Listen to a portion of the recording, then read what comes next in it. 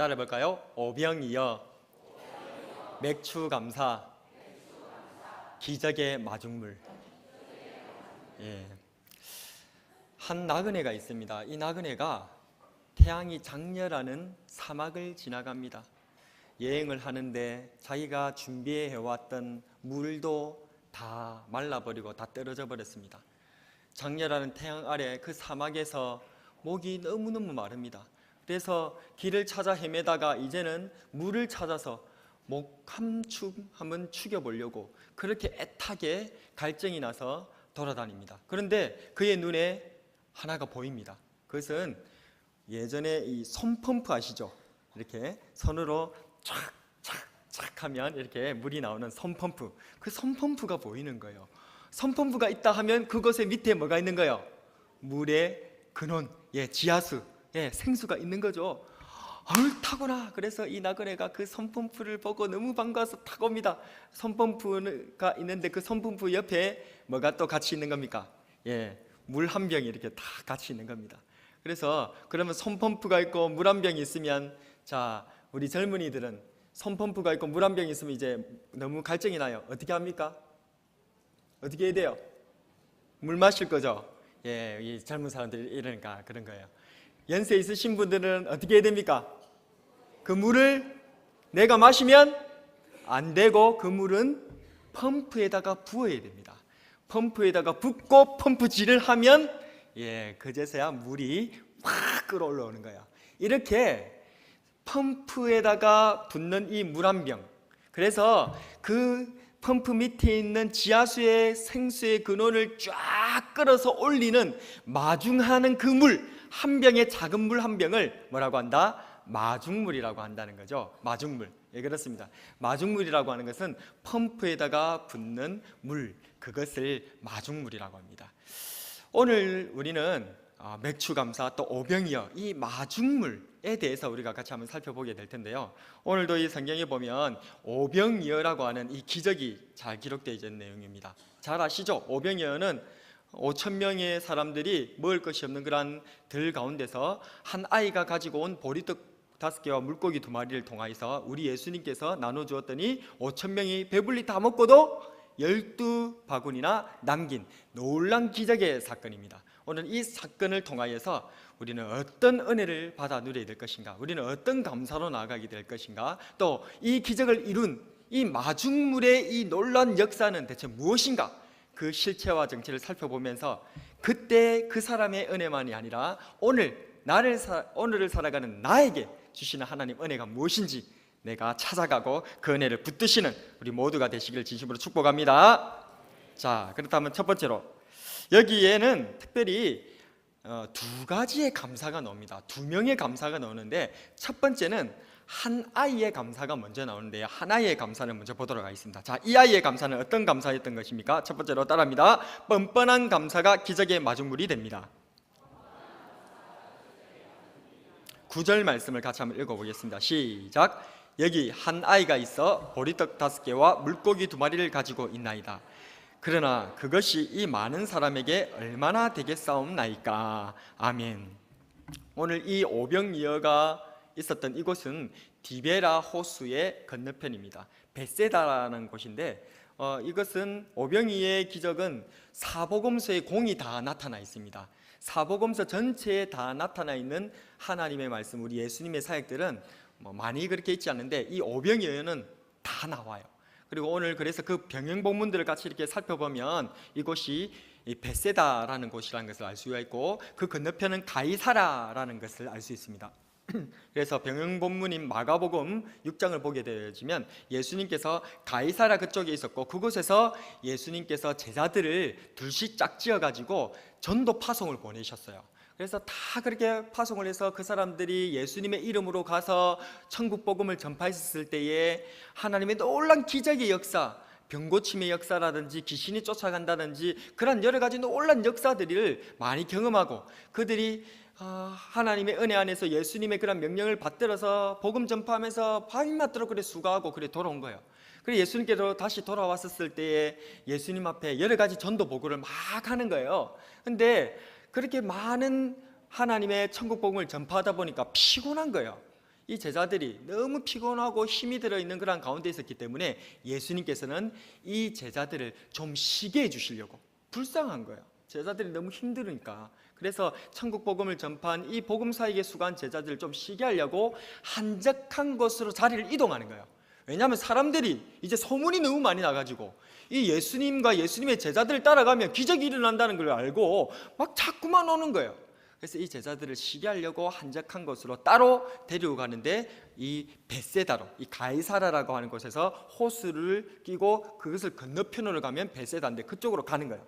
배를 타고 제자들과 함께 가는데, 그런데 예수님과 예수님의 제자들이 소문을 듣고 기적을 보려고, 하나님의 천국 복음을 들으려고 많은 사람들이 몰린 거예요. 근데 예수님께서 건너편으로 배를 타고 가시니까 이 사람들이 어떻게 했겠습니까? 그냥 1번 포기했다, 2번 쫓아간다.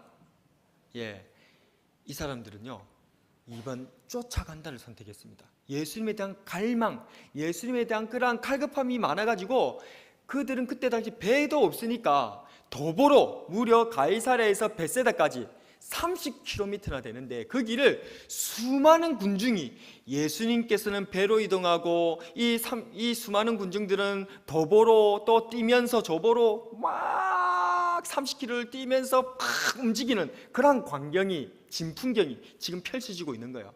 그래가지고 이 사람들이 뛰어와가지고 예수님께서 배를 타고 가로질러서 건너편을 가는 것보다 이 사람들이 30km를 도보로 저보로 뛰어가지고 온 것이 더 일찍 온 거예요.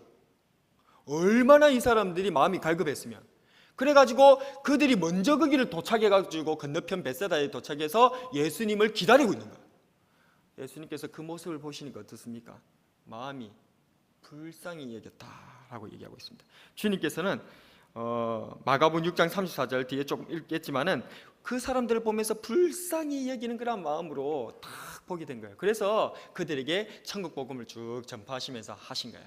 그래 아침부터 시작해서 이제 저녁이 되기까지 예수님께서 복음을 전파하시는데 이 사람들이 식대가 지나니까 얼마나 배가 고프겠습니까?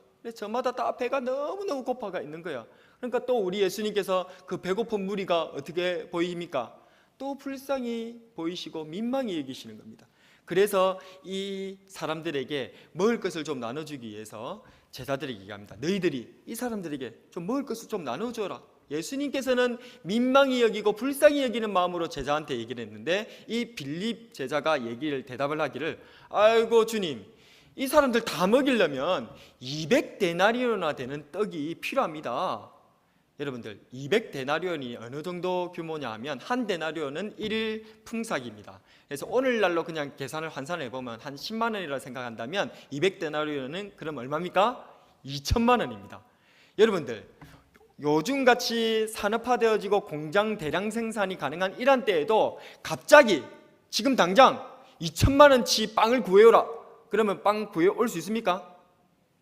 지금 구하기 어려워요. 지금도 구하기 어렵습니다. 그런데 이때는 2000년 전에 이때는 사람들이 빵을 집에서 저마다 자기 집에서 화덕에서 굽거나 아니면 마을 어귀에 그 베이커리라고 해가지고 그 마을에 빵을 공급하는 그런 마을 사람들 주민들을 위한 빵 굽는 곳이 있었어요. 그러니까 빵은 매일매일 구워야지 미리미리 구워낼 수 있는 것도 아니거든요. 그러니까 이 빵이 갑자기 2천만 원치의 빵을 구할 수 있단 말입니까? 없단 말입니까? 없어요. 그러니까 빌립이 지금 예수님께 대답한 200데나리온의 떡이 필요하다라는 말은, 그 말은 무슨 말입니까? 한마디로 이 말입니다. 주님, 말이 되시는 얘기를 지금 하십시오. 불가능합니다. 200데나리온이라고 하는 2천만 원이라는 돈도 우리가 없을 뿐만 아니라 있다 해도 빵 못 구합니다. 아니 말이 되는 소리를 우리한테 좀 요구하십시오. 안 됩니다. 그렇게 불가능하다고 얘기를 한 거죠. 그때 또 예수님의 제자 중에 한 제자 안드레, 그 안드레가 지금 오늘 우리가 읽었던 본문 9절에서 이렇게 합니다.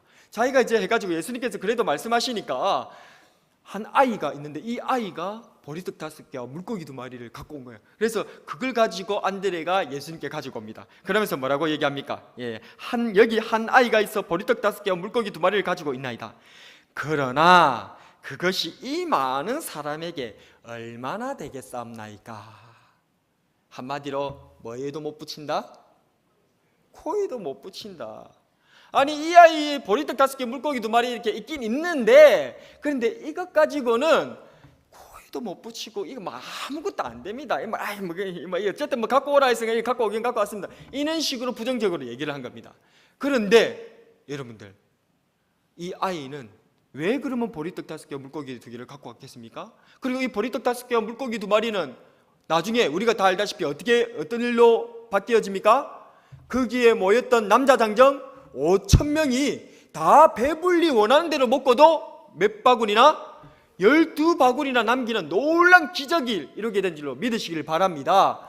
이 한 아이가 보리떡 5개와 물고기 2마리, 안드레의 표현에 따르면 코에도 붙이지 못하는 그러한 이 보리떡 5개와 물고기 2마리, 빌립의 표현에 따르면 이건 안 된다고 하는, 불가능하다고 하는 이것, 정말 사소하고 보잘것없고 아무것도 아닌 이것을 어떻게 예수님께 가져오게 됐던 겁니까? 그것은 따라합니다. 뻔뻔하기 때문에. 예, 이 아이는 세상 물정을 몰랐던 거예요.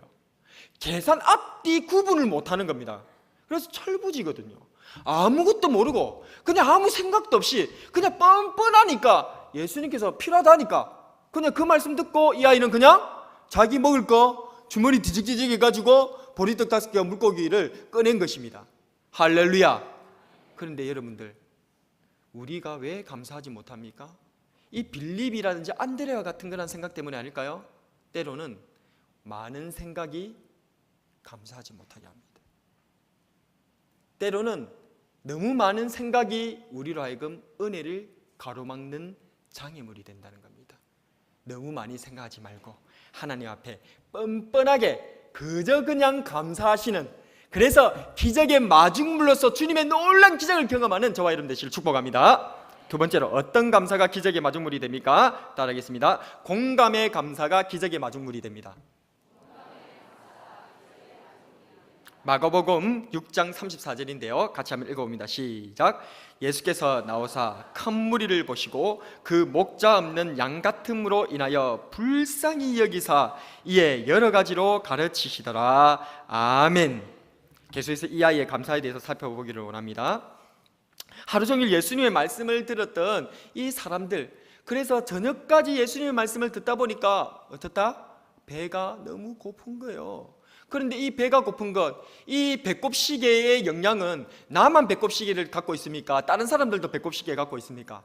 거기에 모인 모든 사람이 다 배꼽시계를 갖고 있기 때문에 거기서 따르릉 밤내나라고 난린 겁니다. 그래서 하나님 말씀, 우리 예수님의 말씀을 듣는 게 너무 좋아서 떠나지는 못하였으나 그들이 육신인지라 밥을 안 먹으면 안 되기 때문에 식대가 지나니까 저마다 다 배가 너무 고팠던 거예요. 그런데 오늘 이 성경 말씀에 보니까 한 아이가 보리떡 5개와 물고기 2마리를 예수님 앞에 갖고 왔잖아요. 그랬다는 말은 다른 사람들도 자기 먹을 거 혹시 갖고 있었을까요? 없었을까요? 아마 다 있었을 거라. 아이도 자기 먹을 거 준비해놨으면 아이보다 준비성이 훨씬 탁월한 어른들이 그것 못하게 모르겠습니까? 다 알고 있죠. 이걸 봐서 아마도 예수님께서 그때 당시에 참 설교를 항상 길게 하셨나 봐요. 그래서 이 성도들이, 사람들이 그때 당시에도 예수님 한 번 말씀하시면 길게 한다는 거 알고 아마 준비를 하고 있었나 봐요. 어쨌든지 간에 이 사람들이 준비를 딱 해가지고 다 있어요. 그런데 문제는 무엇입니까? 내가 배가 고프니까 다른 사람들도 배가 고프고, 이런 다 배고픈 상황에서 내가 뭐 먹을 것 갖다가 조금 꺼내버리면 어떻게 되겠다? 내 먹을 것이 온데간데 없이 사라질 것이다. 내가 가지고 있는 이거 뺏기게 될 것 같고, 내가 가지고 있는 이거 손해볼 것 같고, 내가 가지고 있는 이거 다 날아갈 것 같은 그러한 위기와 그러한 겁이 자기 자신에게 닥치는 겁니다. 그곳에 있는 모든 사람들이 내가 배고프니까, 남도 배고프니까, 모두가 다 배고프다라고 하는 그런 생각들을 가졌을 때 그들의 생각은 자기가 손해볼까 하는 두려움 가운데 빠졌다는 것입니다. 그런데 이 아이는 어땠습니까? 이 아이는 그냥 예수님 앞에 자기가 먹을 보리떡 5개와 물고기 2마리를 내어놓았습니다. 왜 그랬을까요? 이 아이가 아까는 뻔뻔하기 때문에 아무 세상 물정을 몰라서 내놓았다고 그렇게 했습니다. 예, 아마 그랬을 것입니다. 그런데 아마 그것만 그랬을까요? 오늘 성경 말씀에 보게 되어지면요, 우리가 앞에 읽었던 7절의 말, 9절의 말씀을 다시 한번 보게 되어지면 9절 말씀 다시 한번 읽어봅니다. 시작. 여기 한 아이가 있어 보리떡 5개와 물고기 2마리를 가지고 있나이다. 그러나 그것이 이 많은 사람에게 얼마나 되겠사옵나이까. 아멘. 이것은 보리떡 5개와 물고기 2마리로는 이 많은 사람들에게 코에도 붙이지 못하는 아무것도 아니라는 것입니다. 그런데 이 어린아이가 가지고 온 보리떡 5개와 물고기 2마리를 받은 예수님의 반응은 무엇입니까? 예수님의 반응은 그 뒤에 나타나게 되는데 11절 말씀 한번 같이 한번 읽어보겠습니다. 11절입니다. 시작. 예수께서 떡을 가져 축사하신 후에 앉은 자들에게 나눠주시고 물고기도 그렇게 그들의 원대로 주시니라. 아멘. 예수님께서 이 아이의 떡, 즉 보리떡 5개와 물고기 2마리, 이 작은 것, 이것을 받으시고 어떻게 하셨다고요? 축사하셨다라고 얘기하고 있습니다. 여기서 축사하셨다고 하니까 우리는 축복하셨다 이렇게 생각하잖아요. 그죠? 아닙니다. 그래서 축사하셨다는 말은 원어를 보게 되어지면 유카리스테오라고 하는 단어를 쓰고 있는데, 이것은 감사하셨다라는 뜻입니다. 예수님께서 이 어린아이가 갖고 온 보리떡 5개와 물고기 2마리를 받으시고 뭘 하셨다고요? 감사했다는 거예요. 이 어린아이는 예수님 앞에 보리떡 5개와 물고기 2마리 그거 갖고 온 거, 그걸 예수님께서는 받으시고 예수님께서 감동을 받으셨다는 거예요. 예수님께서 감사를 표현했다는 것입니다. 왜 그랬을까요? 이것을 통해서 우리는 이런 사실을 알 수 있습니다. 이 어린아이가 단순히 그냥 뻔뻔해서, 그냥 이 아이가 단순히 세상 물정을 모르기 때문에 예수님께 이 보리떡 5개와 물고기 2마리를 갖고 온 것이 아니라, 아마도 이 아이는 내가 배가 고프니까, 하루 종일 앞에서 저렇게 얘기하시는 저 예수 선생님은 얼마나 배가 고프실까? 내가 배가 고프니까 예수님은 얼마나 배가 고프실까? 그래서 예수님 잡수시라고 이 아이가 보리떡 5개 물고기 2마리 지가 먹어야 될 걸 예수님께 드렸던 거예요. 그래서 예수님은 그걸 받고 너무 고맙다라고 받은 거예요. 이것이 바로 기적의 마중물이에요. 예수님이라고 하는 생수의 근원이 되신 예수님에 있는 그 놀라운 그 엄청난 기적을 끌어올리는 펌프질을 할 수 있도록 하는 그 마중물 하나가 필요한데, 이 어린아이의 작은 감사가 바로 그 기적의 마중물이 되어졌다는 겁니다. 할렐루야. 우리에게도 우리 주님께서는 그걸 바라고 계시는 거예요. 구약 성경 사무엘상 13장에 보게 되어지면 주님의 마음에 공감하는 것, 주님의 마음을 이해하는 것, 주님의 마음을 한번 읽어보는 것, 그것을 얼마나 중요한가가 적혀 있는데, 거기서는 초대왕 사울왕이 주님의 마음을 읽지 못하여서 폐위를 당하게 되어지고, 다윗 왕이 다시 그 뒤에 주님의 마음에 합했기 때문에 왕으로 세워질 것에 대한 것들이 기록되어 있습니다. 블레셋인들이 많이 믹막스라고 하는 곳으로 진을 치고 이스라엘 백성들을 공격하려고 수많은 그런 군사들을 이끌고 올라온 거예요. 그러니까 그 모습을 본 이스라엘 백성들이 간담이 서늘해가지고 다 불안하고 초조해가지고 도망갈 곳이 어딘가 찾기에 급급한 거예요. 그래 굴 속으로 피하고 숨고 난리가 나서 완전히 뿔뿔이 흩어지게 된 겁니다. 그런데 그때 당시에 왕이었던 사울은 싸우고 나가야 되는데 군사들이, 백성들이 너무 겁을 먹어서 다 숨어버리니까 자기는 너무 초조한 것입니다. 그런데 엎친 데 덮친 격으로 하나님의 말씀을 전하시는 사무엘 선지자도 지금 빨리 오지 아니하고 자꾸 지체가 되는 겁니다. 사무엘 선지자께서 오셔야 하나님의 도우심으로 한번 이걸 위기를 타파해 보려고 하는데, 이 위기 가운데서 사무엘 선지자까지 오지 않으니까 너무너무 위기 가운데 있는 거예요. 그래서 이 궁급하고 다급하여서 이 사울왕이 했던 판단은 무엇이었습니까? 그냥 자기가 사무엘 선지자 없이 그냥 자기가 하나님 앞에 번제로 제사를 드려버린 거예요. 그 뒤에 사무엘 선지자가 와서 얘기합니다. 사무엘상 13장 13절에서 14절에 사무엘이 사울에게 이르되 왕이 망령되이 행하였도다. 왕이 하나님 여호와께서 왕에게 내리신 명령을 지키지 아니하였도다. 그리하였더라면 여호와께서 이스라엘 위에 왕의 나라를 영원히 세우셨을 것이거늘 지금은 왕의 나라가 길지 못할 것이라. 여호와께서 왕에게 명령하신 바를 왕이 지키지 아니하셨으므로 여호와께서 그의 마음에 맞는 사람을 구하여 여호와께서 그를 그의 백성의 지도자로 삼으셨느니라 하고, 하나님의 마음에 맞는, 하나님의 마음에 공감하고 하나님을 먼저 배려하고 하나님을 한번 생각해보는 그런 마음이 누구에게 없었다? 이 사울에게 없었던 거예요. 그는 왕이었으나 하나님의 마음에 공감하지 못하기 때문에 폐위를 당하는 거예요. 그런데 사도행전 13장 22절에 보게 되어지면, 패하시고 다윗을 왕으로 세우시고 증언하여 이르시되 내가 이새의 아들 다윗을 만나니 내 마음에 맞는 사람이라 내 뜻을 다 이루리라 하시더니 아멘. 하나님께서는 이새의 아들 다윗을 보니까 하나님의 마음에 맞다는 거예요. 하나님의 마음과 공감이 된다는 거예요. 하나님의 마음과 주파수가 맞아 들어간다는 것입니다. 라디오를 켜면 라디오에 주파수가 맞으면 그 소리가 들리는 바와 같이 이 깊은 우리 예수님의 기적의 샘물, 생수의 근원이 되시는, 기적의 근원이 되시는 그 예수님의 그 물을 끌어올리는 그 주파수를 맞추는 그 마중물은 예수님의 마음과 맞추어 나갈 때에, 그랬더래야 비로소 마중물이 되어지고 그것을 공감과 배려로 말미암아 주님의 놀라운 기적이 생수와 같이 우리들에게 쏟아붓게 될 줄로 믿으시기를 바랍니다. 같이 한솥밥을 먹고 동고동락하면서 천국복음을 가르쳤던 그 제자들조차도 우리 예수님께서 그렇게 전했던 천국복음의 실체, 약하고 가난하고 어려운 사람들의 친구가 되어주고 동무가 되어주고 그 죄인들을 구원하러 오신 우리 예수님의 이 천국의 복음의 이 실체를 귀로 듣기만 듣고 그것에 대한 의미와 그에 대한 실천과 사랑은 전혀 못하고 있다.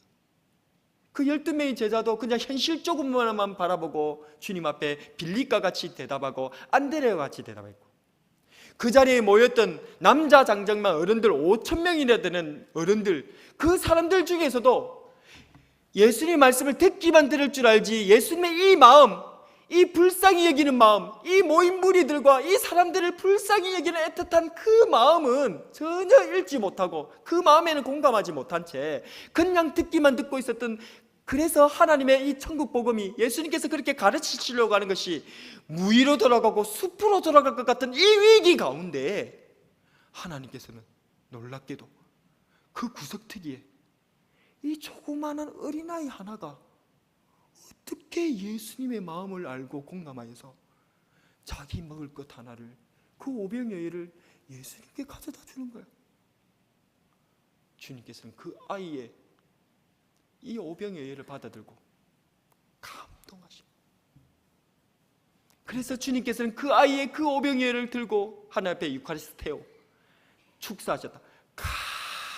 감사하시면서 하나님 앞에 기도하였더니 하늘 문이 열려지고 땅이 열려지면서 하나님의 놀란 기적이 그 오병이어를 통하여서 모든 사람들에게 임하고 넘치게 된 줄로 믿으시기를 바랍니다. 그렇습니다. 주님의 마음을 이해하는 것, 주님의 마음에 공감해 나가는 것, 주님을 한번 생각해보고 주님께로 나가는 그것이 우리 예수님의 감사를 불러일으키게 되고 예수님의 감사가 또 하나님의 축복과 기적을 불러일으키게 되는 마중물로 쓰임을 받게 된다는 사실을 믿으시는 저와 여러분 되시기를 축복합니다.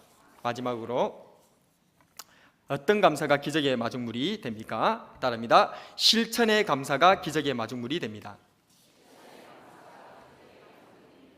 11절 말씀 같이 한번 읽어봅니다. 시작.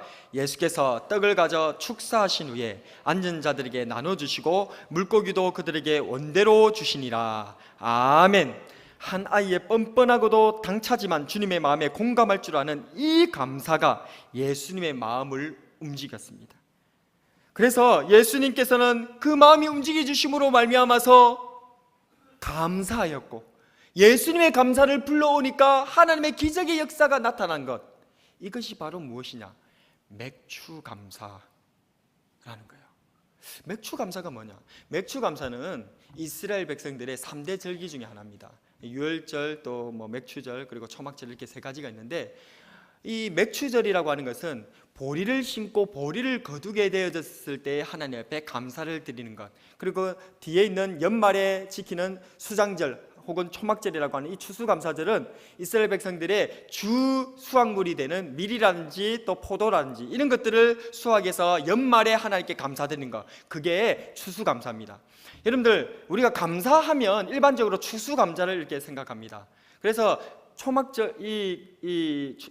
초막절인 추수감사절과는 달리 이렇게 맥추절, 이 맥추절 같은 경우에서는 우리가 좀 어색하기도 하고 그냥 작은 감사, 초막절에 비하면 좀 작은 감사 이렇게 생각하는 경우들이 있습니다. 그런데 제가 여러분들에게 말씀드립니다.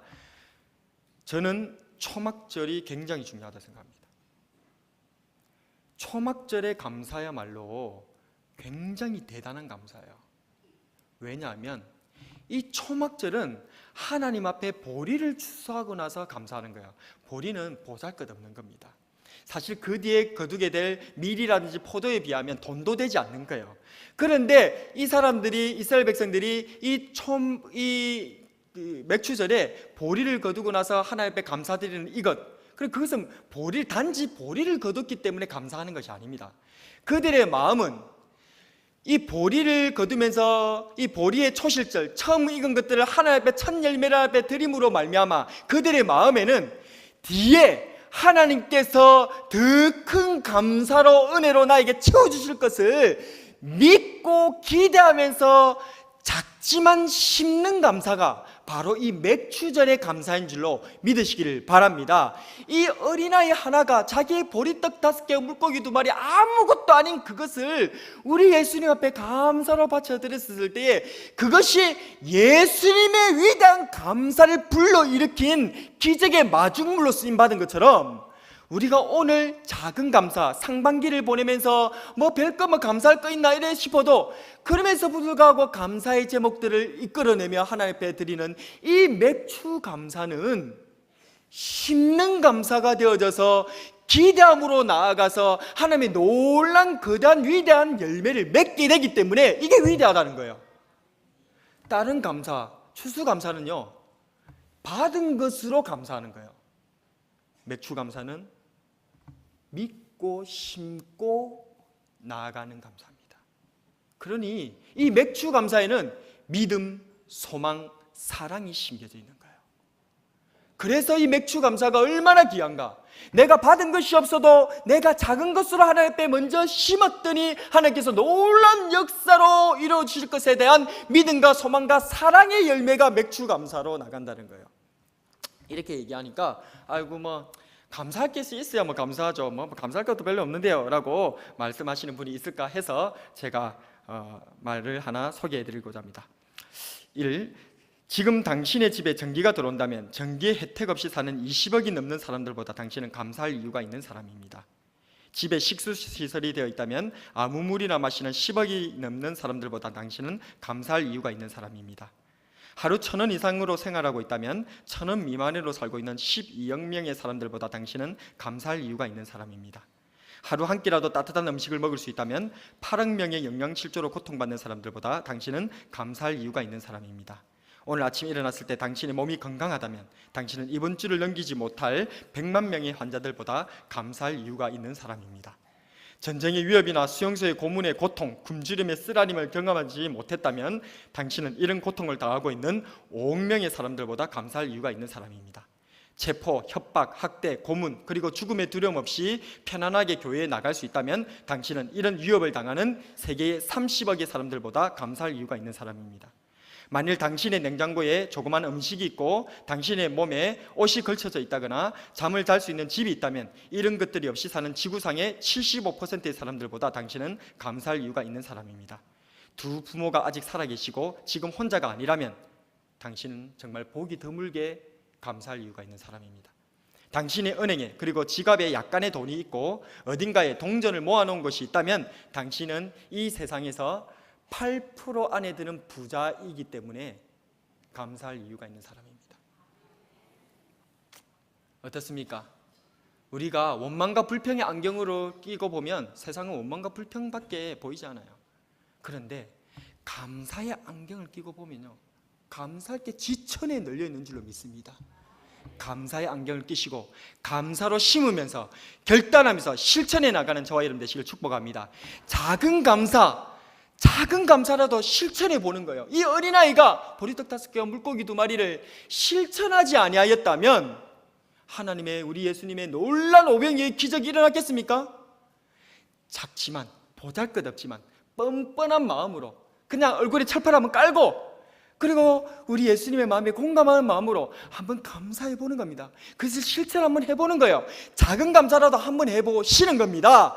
그것이 여러분들의 인생을 바꾸는 기적의 마중물로 쓰임받게 될 줄로 믿습니다. 말씀을 정리합니다. 다시 그 사막의 오아시스로 돌아오도록 하겠습니다. 그 나그네는 이제 그 오아시스에 도착해서 손펌프에다가 이제 물 한 병 부어가지고 확 펌프질 해가지고 수원에서 물을 확 끌어내가지고 확 너무 좋아하고 세수도 하고 물로 벌컥벌컥 마시고 자기가 갖고 있는 낙타에도 물도 주기도 하고 거기다 뭐 샤워도 하고 뭐 오만 것 다 하고 이제 다 풀고 즐기고 나서 이제 길을 또 가야 되지 않겠습니까? 자기가 가져온 그 빈 가죽 부대에다가 물을 또 가득 담아가지고 낙타에다가 탁 싣고 이제 길을 떠나면 되죠? 길을 떠나면 되죠? 뭔가 하나 해야 될 일이 남아있나요? 예, 무엇입니까? 바로 다른 사람을 위해서 무엇을? 마중물을 남겨둬야 되는 겁니다. 우리가 오늘 하나님 앞에 심는 맥주 감사의 이 기적의 마중물, 이것은 나만 받고 누리는 것이 아닙니다. 우리의 다음 세대, 우리의 자녀 세대를 위해서 이 마중물을 남겨두셔야 됩니다. 우리의 자녀들이 이 기적을 이어가는 놀라운 복으로 나아가기 위하여서, 그래서 이 기적의 마중물을 우리의 자녀들에게도 가르치고 우리 자녀들에게 남겨주고, 그래서 우리 여름성경학교 여름 수련하는 우리 다음 세대, 우리 세대가 이 기적의 마중물로 우리가 남겨둔 이것을 통하여서 하나님 놀라운 기적이 이어져가는 복된 역사가 우리 언양교회에 차고 넘치는, 여러분들의 자녀들에게 차고 넘치는 복이 있기를 진심으로 축복합니다.